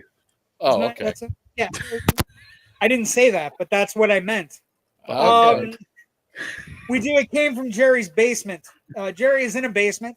Jerry has a lot of films in the basement, and every once in a while we prime the pump and figure out what's in Jerry's basement, and also he finds it on a streamer so that everybody can watch it. Jerry, what have you come up with this week for your basement? What's coming up? This week's movie is Brain Damage. Brain Damage. That looks like a weird cover for La Bamba. Yes. When you turned it around, I thought it was like La Bamba. I was like, It's Richie Valens with a giant tumor. Oh my God, it's Paramount. Look at the Richie. Okay, so this is an 80s movie. This is a wonderful 80s movie. But it also, like, the director is Frank Henenlotter. And Frank Henenlotter, if you don't know who that is, Frank Henenlotter is one of the great B-movie horror film 80s persons. Basket Case, Brain Damage, Basket Case 2, Frankenhooker, Basket Case 3, Progeny, Bad Biology. And then he made like one of the defining documentaries of the 2010s. He made a movie called Chasing Banksy. So it is a fantastically fun little movie about a brain tumor that it gets out of hand, and the guy starts getting controlled by the brain tumor, and he's basically a host to warm like. It injects him with What a is on his euphoric shoulder? chemical. It looks like what's on his shoulder? It's looks a like parasite. It's a gets sick. parasite that injects him Oh. with a euphoric chemical, like a drug. Yeah, and then the more he parasite's- wants this yeah, drug, the there he is. parasite says, See, there he is. "I need Yeah, it to looks eat better there. brains. Yeah. Yeah, I need to eat other people's brains if you want to he keep getting cocoons this them in this drug." gooey stuff. That looks like my poop. I like somebody had to do a run on shampoo that day. And basically it's a brain tumor parasite, like an alien parasite. It wants to eat. It injects him with this venom. He goes for hallucinations, and then the brain parasite controls him and he eats people. Okay. It's a funny 80s movie from the same guy that did Basket Case. Where can people find it, Jerry? This is on YouTube. Straight up YouTube. Okay. It's like the box looks like La Bamba meets Eraserhead with one of those Yes. soap scrubs. You remember those cartoons with the soap scrubs that Yeah. spin the toilet? That's what that Yeah, guy. That's on his shoulder. he's a happy little alien parasite. Scrubbing bubbles. It's Nice. it attaches to his spine, and then it comes out of his spine when he wants to control him, and he puppets The him. voice on it is amazing too. Who's the voice? I'm not Who's sure the who voice, the voice. Jerry? I'm not sure who I know the voice the is. voice but is. The voice of Alimer is John Zachary. Oh, I love him. Who is he? He was a radio host and personality. He's a horror host. He was born in Philadelphia, Pennsylvania. He knew Dick Clark very well. Not a lot of If stuff looks where like he that. did You it. need to see a doctor immediately. I'm worried about you. Thanks, Now, Sean. if you're cool But he with it, does say, "Love guests like this that are here to have fun." Thank you, Tom. Thank you. I appreciate you guys. So this is my favorite part of the week. At church, I know you have a penchant for all those old shows that you watch, that you talk about your studio, but we do something here called the Twilight Zone Redux. Oh wow. We are we are going through every episode of the Twilight Zone, episode by episode, one episode a week. We are at season 3, episode 4. And so we are at an episode called The Passersby, written by the beloved Rod Serling. And the opening monologue goes something like this. As the episode starts, a group of Civil War soldiers walking down a road. Rod Serling says, "The road is the afterwards of the Civil War. It began at Fort Sumter, South Carolina, and ended at a place called Appomattox. It's littered with the residue of broken bodies and shattered dreams." Then there's people talking on the road, and in just a moment, you'll enter a strange province that knows neither north nor south, a place we call the Twilight Zone. So basically, it's all these guys traveling this road of the antebellum South, and there's a lady that has like a plantation that's kind of run down, and she meets another guy who's on crutches, and he sits, and she offers him. He asks for water. She gives him water. Yep. He has traveling down that road. He's traveling down the road, and he has a guitar, and the guitar reminds her of her husband who passed away during the war. And they have, they're kind of talking and just figuring things out. And the first time things are a little bit spotty, she recognizes this guy, and she's like, "Oh, but everybody said you had died." And he loses his hat, and he's traveling down the road, and he says, "I'll say hi to my wife for you." And she picks up his hat, and his hat's covered in blood, and she doesn't think anything of it. And it's the first sign in the Twilight Zone episode that you're in it, and we know something's off.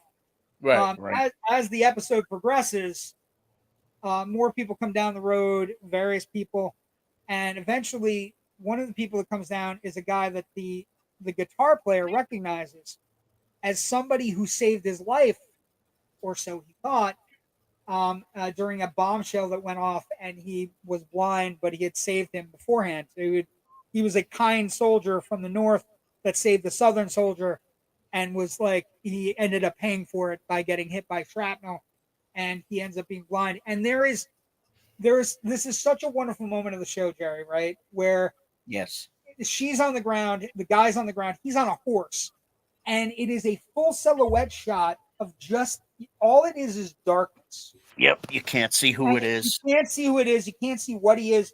It's like Clint Eastwood-ish, right? It's very, very cool.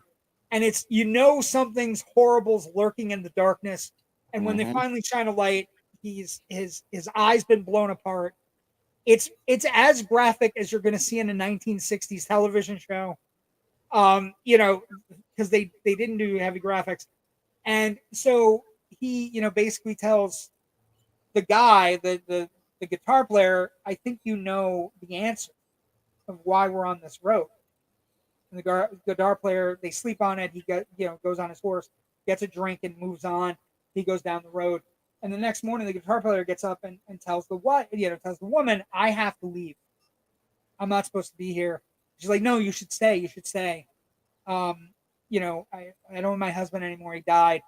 And in the moment she says that, down the road comes her husband. "You're alive. You're alive. I'm so happy you're alive." And it's just this incredibly tense moment. And the guitar player, who at this point has been the main character in the entire part of the show, walks past them and goes down the road. And she's left, and the husband says, "I don't think you're ready, honey, but I want you to come with me. You need to come with me. We have to go down the road. We have to go down the road together." And she says, No, you're home. We can rebuild. We can do ever. And he goes, "You remember the illness you had?" And her mind's going crazy. "Well, I can't stay long, but I want you to come with me." And he starts walking, and she breaks down on the ground and starts crying. As she breaks down on the ground, and he leaves to go. And the guitar player is also giving us a hint that he was watching all the people walk down the road, and it's become a drip. It's not all of the people walking down the road, right? And as she falls down to the ground, watching her husband walk off into the distance, into this fog that is right out of every Hammer film from the 60s, and it just incredible. This person comes down the road and helps her out and helps her up. And she says, "Oh, you shouldn't be here." And he's like, "We're all on the road." It's Abraham Lincoln. It's Abraham Lincoln is on the road. And Abraham Lincoln is, and he tells her, "I am the last one on this road. I am the last casualty of this Civil War we've had. And I am the one that has brought everybody with me down this road to get everybody home. And you have to go home too." And the end of the episode is just her running to her husband in the distance. And Abraham Lincoln puts on his hat and walks into the fog. I have never seen this episode Pretty before. cool. It's a great fucking episode. I think I did see that a long time ago. There was like 3 or 4 seasons of Twilight Zone, right? Oh no, there's 7. There's like 7 seasons. Yeah, the original series. The original series. Yeah, there's like 7. Yeah. Oh, I'm thinking of Star Trek. No. 3 seasons of Star Trek. Produced by Lucy, Desilu Productions. Yep. You know what's great? One of my favorite episodes of the Twilight Zone was what we were talking about him earlier. We were talking about Burgess Meredith. The glasses. And, with the glasses, with the vault and all, and it's yes, still time enough, so eerie. Time Enough at Last is the name of the episode. Right. We've done that. Meredith has been in a lot. Meredith is he's been in like 4 or 5. We've hit some of his big ones. The other one was good. I forget the name, but there was one where there was a husband and wife owned a store, and they had all the money all the money was like just. It's a genie. It's a genie episode, right. And basically they want money because they gave it. An old lady brought in the genie lamp, and they said you can have anything you want, and he starts asking for things. He gets to the 3rd wish and realizes he just wants his glass to be fixed. We did that one too. Yeah, we did that one. But yeah, what we do about the Twilight Zone, my love for the Twilight Zone. I'm a New Year's baby. Not just you. Well, no, but our love for the Twilight Zone. But my love for the Twilight Zone grew out of it was on New Year's every year for my birthday, and I would just sit and watch episode after episode. Isn't it still on? It's still on. Yeah, no. Yeah. But when we started doing the show, I was like, I want to do like a deep dive where we watch it every week. So the final tagline for this episode, this fantastic episode, closing narration goes: "Incident on a dirt road during the month of April, the year 1865. As we've already pointed out, it's a road that won't be found on a map, but it's one of many that lead in and out of the Twilight Zone." Just a great episode. Jamie Farr is in the episode, so it's really Sterling was so ahead of his time with that. Oh, and not just what's funny is 90% of people don't even know that he wrote freaking Planet of the Apes, the original. And the other thing about him is like this is a 60s show, and the 3 of us have been working on it and doing these episodes. He is so far ahead of his time with regards to racial stuff, with regards to social inequity. He's ahead of his time on everything. Like it's not just the storytelling. He's ahead of his time as a social warrior. Because when he came back from World War II, he was so incredibly fucked up that he started pouring himself into these cautionary tales where he wanted the world to be a better place. Right. You know what I mean? And so yeah, I'm fascinated by him. I would love to see somebody tackle a movie about him. Well, you can see all the movies. We compare these to the movies that we've grown up. Well, like this one is The Others. The one that I thought about immediately was The Others, the Nicole Kidman movie, where they don't know there's a ghost. Yeah, it's a great movie, but that she doesn't know she's dead. You know what I mean? Right. So just like The Sixth Sense. Yeah, no. I mean, there's such a fake part in The Sixth Sense, and it just annoys the shit out of me every time I see it. Which part? There's a scene in the movie where every time he tries to get into the basement, he can't, but then he remembers the table's there, right? Yeah. But there's a scene in the movie where he's in the basement and he looks up and he sees his wife is with somebody else with the car, and he comes running out and chases them down the street. Stay away from my wife. but yet the whole movie you can't get out. Yeah, it's Shyamalan's Shyamalan is a clearly. I like Shyamalama Ding Dong. Ding dang. I think he's an interesting filmmaker who loves the Twilight Zone, but I think he's like one of those filmmakers that is so wrapped up in how big a twist can I make it? Can I make it the biggest twist ever? As opposed to somebody like, for me recently, Jordan Peele or Zach Cregger's, right? Guys that do twisty stuff, but they're not. Jordan Peele's hit or miss. In my opinion. I didn't like Nope. I thought Nope, it was so good, and then the UFO to me looked like it a someone's sheet blowing in the wind. It didn't even look real. It didn't look good. It was just strange. I think Zach Cregger's is my new guy. Weapons and Barbarian. I enjoyed both of those films. I thought Weapons. I would say Weapons is better. Weapons is probably one of my favorite movies. It's the sleeper hit of the summer. It is. It's beyond good. Yeah, great performances. I told somebody coming out because I'm big. I like Oscar stuff. I do Oscar talk when we get going into September, October, November, December. I love Oscar talk. I love the Oscars. I watched the Oscars when I was a kid. I had the day off from school when I watched. We were broadcasting live with the Oscars when Will Smith happened. When the slap happened, it was fucking crazy. But I love the Oscars, and I was like, this is the first year where like 2 or 3 horror films could get nominated, where for Best Picture. Just in the I think Sinners is going to be up there. I think Weapons has a shot. Sinners, I enjoyed Sinners, but it's more of a it's from dusk till dawn, man. Oh no, it is. I just think I think it's a really great movie. And Cadillac Records. It's a great film. But I like the concept. I like the concept of the vampire, not necessarily wanting people, but wanting the music so he could lure people in. Is one of my favorite things of the year. And Gladys. She was great. Fucking rock. Amy Madigan was great. Fantastic in the movie. I haven't talked about her at all. I haven't talked about her because I was like, I don't want anybody to talk about her at all until you go see the movie. You know what I mean? Because she's so fucking chilling. But anyway, okay, this is it. We've hit all our stuff. Next week, an amazing episode of the Twilight Zone, season 3, episode 5, directed by Buzz Kulik. The amazing episode called A Game of Pool, which is Jack Klugman. I seen that one. That's a great one. And Jonathan Winters as Minnesota Fats. Minnesota Fats. Yeah. Yes. Minnesota. That's a great really? One. Wait. So they're playing pool?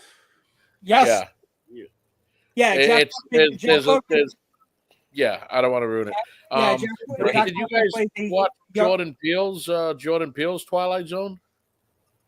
No. I watched the first I watched it. I didn't like episodes. it. I think it's really hard to do Twilight Zone up to date.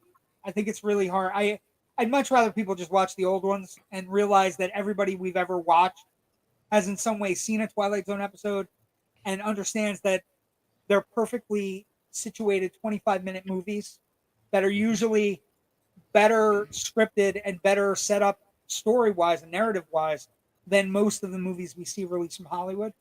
Mm-hmm. I'm a big proponent of it.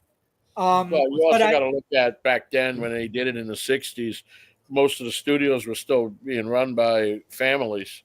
Yeah. And the creative was left for you to be creative. It wasn't, we got to sell Happy Meals. Yeah, no. And I think Serling,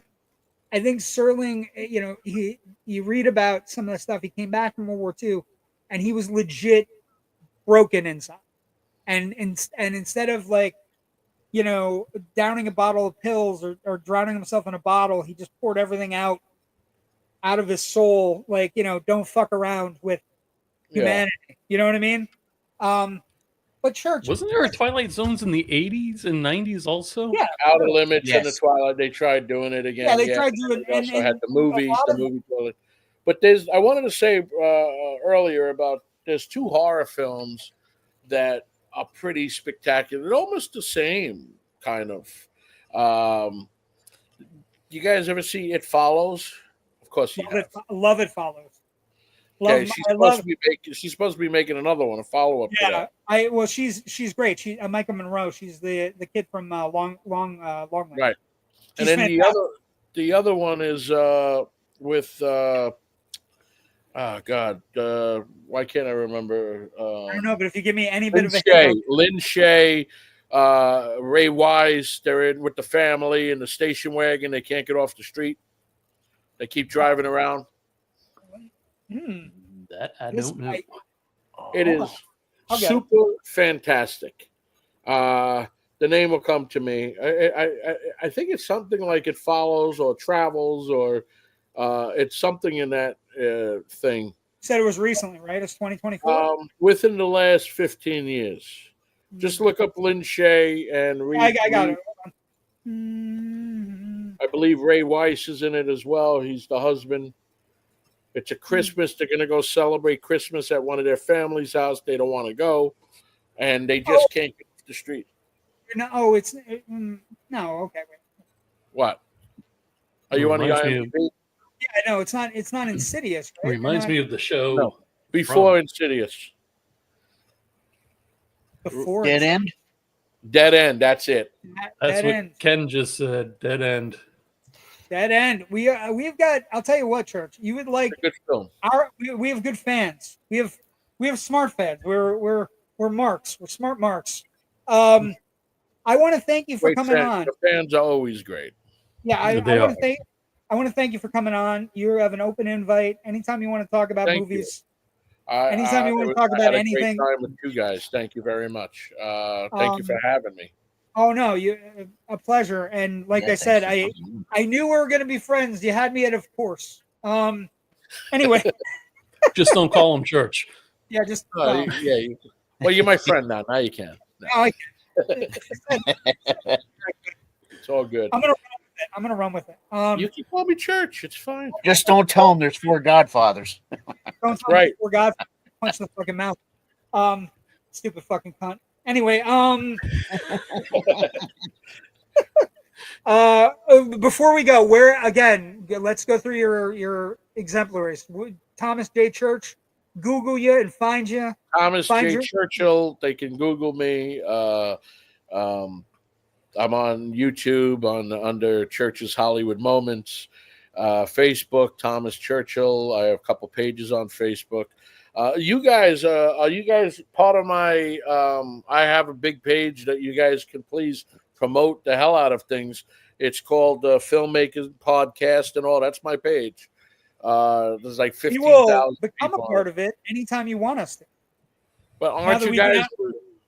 Aren't you? I thought because you can go there and post everything about shows, conventions, podcasting. It's one of my pages on Facebook.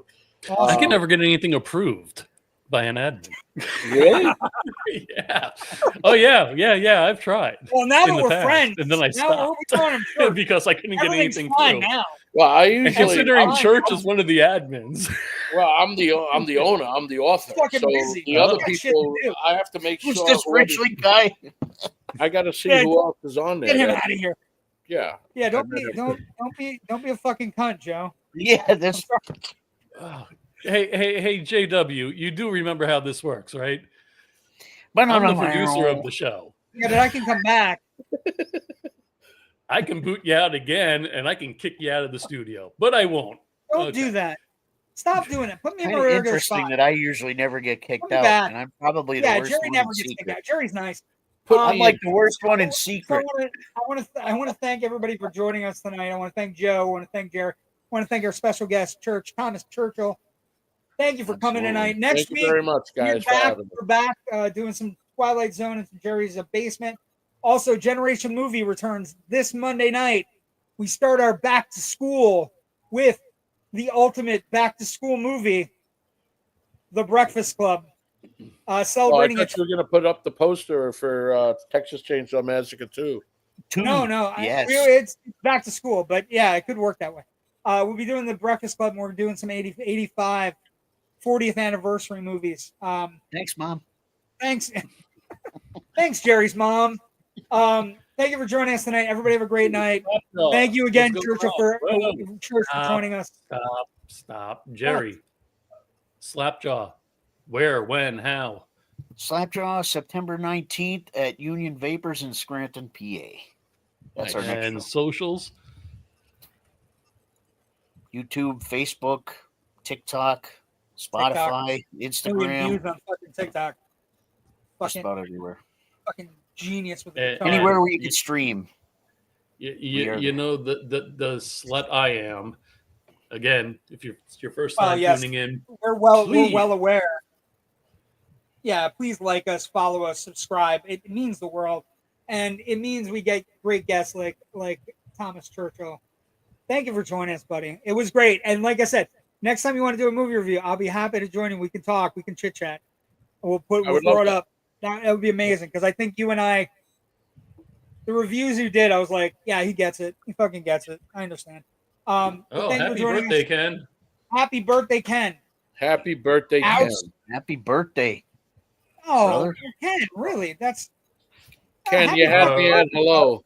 You had us a great birthday show for me. Thank you. Thank you so much. Because we don't pay attention on Facebook. I pay attention sometimes. Thanks, Mom. I was busy. I was watching a lot of Churchill stuff today. It's in an hour.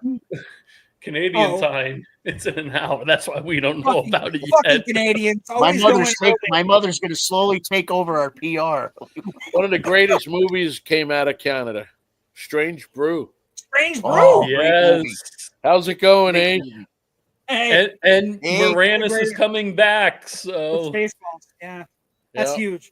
It's I do respect that. Oh, well, Max von Sydow, quite the villain in Strange Brew. Oh, great! All right, great movie. I'm gonna end the broadcast, guys. It was awesome. We're having too much fun. Hey, Church, do me a favor. Stick around for one moment after it ends, please. Okie dokie. Good night, everybody. Thanks for joining us, Church. I appreciate it.